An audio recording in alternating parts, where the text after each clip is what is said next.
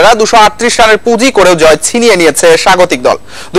204-এ গুটিয়ে দিয়েছে ইংল্যান্ডকে। বাংলাদেশের জয়ের নায়ক মাশরাফি ও তাসকিন, পার্শ্ব চরিত্রে অবদান রাখেন একাদশে ফেরা নাসির হোসেন।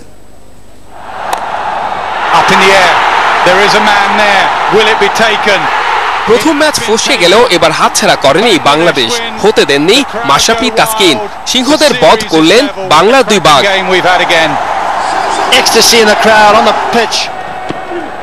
বোর্ডে 200 রান তুলেই বডি ল্যাঙ্গুয়েজ পাল্টে যায় বাংলাদেশের।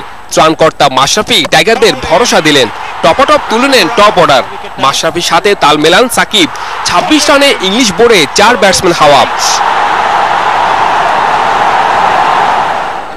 মাশরাফিদের উল্লাসে বাদ সাধেন জনি বেয়ারস্টো ও জশ বাটলার। 79 রানের জুটি বড় হতে দেননি তাসকিন। দাঁড়িয়ে যাওয়া বাটলারকে আউট করে জয়ের সম্ভাবনা উজ্জ্বল করেন tiger pace sensation.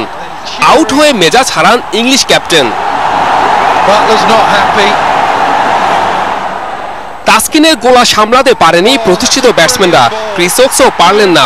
Adil Rashid ও ডেভিড উইলিরা বোলারদের কয়েকবার প্রান্ত বদল করলেও জয় দেখাতে পারেনি। মিরপুরে কন্ডিশনের সুবিধা পুরোটাই নেয় ইংল্যান্ড।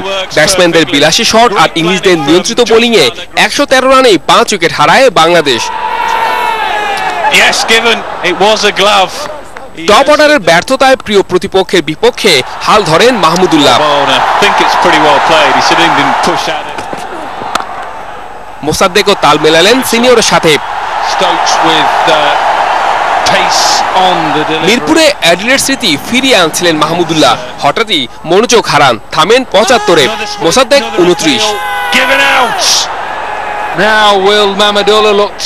শেষ 10 ওভারে ঝড় তোলেন মাশরাফি।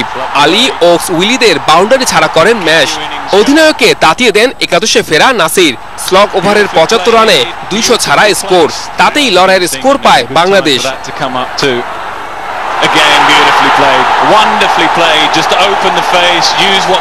গত বছর সাউথ আফ্রিকার বিপক্ষে প্রথম ম্যাচ হেরে ঢাকায় সমতায় ফেরে বাংলাদেশ। এরপর পয়াভেন্যু জহুর আহমেদ চৌধুরী স্টেডিয়ামে সিরিজ জিতে বদলে যাওয়া টাইগাররা এবারও সে পথ উন্মুক্ত রাখল মাশরাফির Bangladesh. Saiful Majumdar, Independent News, Dhaka. All round দক্ষতা এখনো শেষ হয়নি মাশরাফির। প্রয়োজনে